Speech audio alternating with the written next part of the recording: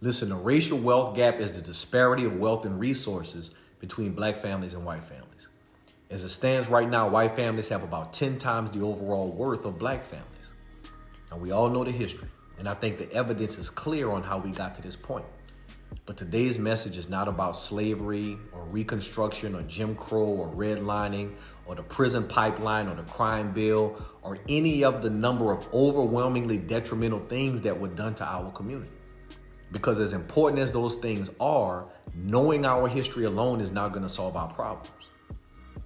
To close the racial wealth gap, we have to have ideas and solutions that are relevant in today's society, in today's economy, and today's culture. And so when I talk about wealth, I'm talking about a collective community mindset that focuses on increasing the resources and opportunities available to all of us. I'm not talking about this capitalistic mindset that only focuses on individual financial gain. And so if black families have 10 times less wealth than white families, how do we improve that? Well, the operative word in this entire issue is families. Black families. And it's no secret that the dynamic of the black family has changed over the past 50 years. Two-parent households in our community went from 80% in 1960 to less than 40% in 2020, with a substantial reason being the absence of the father.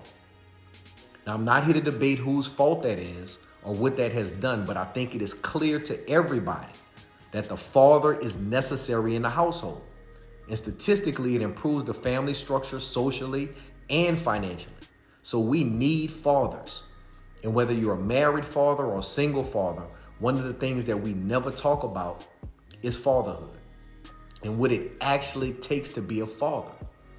And I'm talking about a father, not a daddy, not somebody who buys Jordans and diapers and doesn't teach their children to be responsible or accountable. Not a man that's not willing to make sacrifices for his children and his family. Not somebody who's been irresponsible with their seed and takes no accountability from that. I'm talking about a father. One of the most difficult jobs, but also one of the most rewarding responsibilities is that of a father. But besides our absence, we don't talk about fatherhood in our community. And it's almost like we assume that once you have a child, you just automatically know what to do. But if you didn't grow up with a father, if you don't really have a male influence in your life, a lot of times, no matter how good your intentions are, you don't really know how to be a father. Sometimes you even question if you're making the right decisions with your children or your family. As men, we don't really speak about fatherhood as something that we need to learn because of our egos. But if you are not intentional in how you are raising your children, you're not creating generational wealth. And so today, I want to talk about fatherhood. Now, this show is about wealth. But if we're really going to talk about wealth, I mean truly about building wealth in our community, we have to have strong, productive, responsible fathers. I don't care what the narrative says. The impact of a man in a family is invaluable. It's just no slight to the contribution of a mother. But the influence, the leadership, and the security of a man present in the family is necessary for us to build a type of wealth that's going to change our circumstances. And in order to raise those kind of men and women, we need fathers. But what does it mean to be a father? What is your role? What is your job? What do you have to do? What do you even need to be thinking about?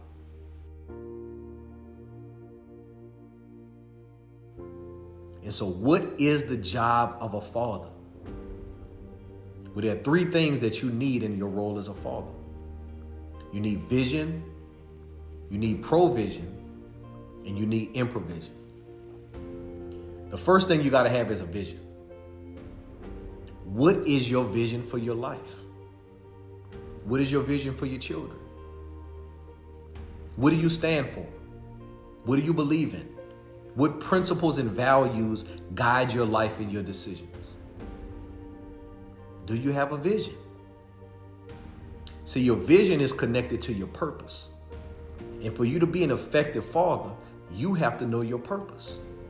Your purpose is your original life instruction. And for you to execute your purpose, there are certain characteristic traits that you have to have as a man. Discipline, integrity, resilience, courage, respect. The list goes on and on of character traits that you should aspire to as a man. The ones you prioritize most are most closely aligned with what you're striving for. When you become a father, your vision becomes your vision for your children. And those things should be in alignment with your purpose, because that sets the tone of how you're going to raise your children. So you can't have a set of principles and values that aren't connected to an overall purpose. And you can't create generational wealth without raising children in alignment with your values. Your vision is important because it dictates how you raise your children. It determines what you teach them, what you emphasize as important, the things that they should pay attention to. See, if you want your son to have integrity, your discipline should emphasize integrity. Your rewards should emphasize integrity. Children just don't grow up with integrity. If you want your children to be disciplined, you have to emphasize discipline. You have to live a disciplined life. You have to reinforce discipline. Children are not naturally disciplined. You want your daughter to have confidence? You have to give her the confidence to fail, knowing that she's still going to be loved. You have to have a vision, because the vision sets the standard. What standard have you set for your children and your family? See, sometimes after I put my kids to sleep at night, when I get up early in the morning, I'm thinking about what my children need to grow. Sometimes they might need confidence. Sometimes they might have too much confidence and need humility. Sometimes they may need discipline. Other times they may need comfort or reassurance. But as a father, it is my job to make sure that the vision that I have for my children and my family is implemented through my instruction. You set the standard. And see, with the standard comes accountability. The father sets the accountability in the family. Anybody with a father knows that the worst thing in the world is to disappoint your daddy. The father sets the standard of accountability in the family. But for him to set that standard of accountability, he has to be accountable to someone or something. And that is your purpose, God's original instruction in your life. And so when you hold your children accountable, you're doing it towards your purpose. You're not just punishing and fussing at your children for no reason. You are correcting them towards your purpose. You are training and developing them towards your purpose. You set the standard. But you have to have a vision. Now, after you have a vision, you now have to have provision. How are you going to provide for your purpose? How are you going to manage your resources towards your purpose? See, people think provision is about money, but it's not about money. It's about resources. And as a man, you have to become a steward of resources. See, back in the day before money even existed, the man was tasked with managing resources, land, animals, infrastructure. The father used his ability to manage resources to protect and improve the family's circumstances. You can make a whole lot of money and be foolish with your resources. And in that case, you are not providing. I don't care how much money you make, because you are mismanaging your resources. Provision is about resources. You are providing resources, money, wisdom, instruction, comfort, security, shelter, stability, reputation, relationships. When I tell my children to go somewhere and tell them I sent you, my children are benefiting from my reputation. They are benefiting from my relationships. That's a resource. That has value.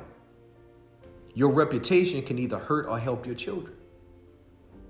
And so as a provider, you are providing resources that improve the family's circumstance. You have to be responsible with your finances. You have to be responsible with the things that you control to improve the family's circumstance.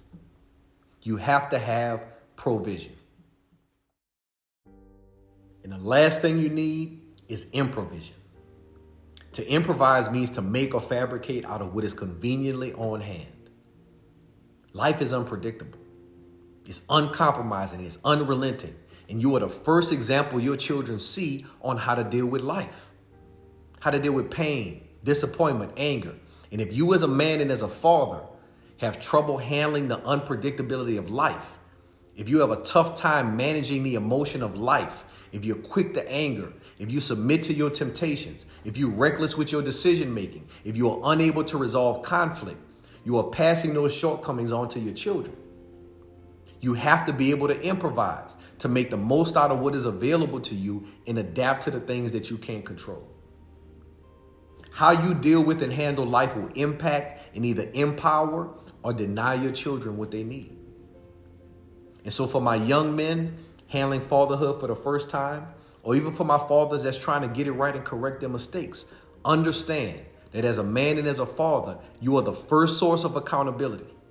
You're the first source of comfort and security, and you are the first source of emotional temperament and control.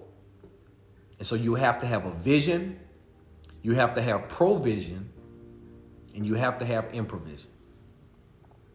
That's what you need as a father.